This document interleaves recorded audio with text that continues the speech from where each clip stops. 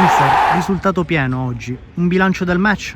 Abbiamo fatto una gran bella partita, nel primo tempo siamo stati decisamente forti, abbiamo fatto 2 gol di ottima fattura, abbiamo dominato il primo tempo, non abbiamo rischiato niente, l'avevamo preparata così, sapevamo che insomma loro tra le linee potevano soffrire, siamo riusciti a trovare sempre Guaiana, Bruno Garcia, Romito, quindi siamo arrivati in porta tante e tante volte nel primo tempo.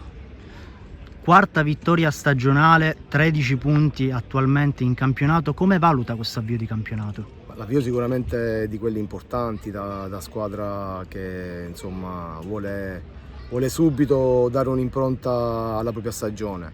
Non sappiamo quali sono i nostri limiti, dove possiamo arrivare, intanto ci godiamo questo momento cercando ogni volta di fare partite serie, con consapevolezza, impegno, e devo dire che comunque la mia squadra in campo è decisamente forte e su questo sono contento.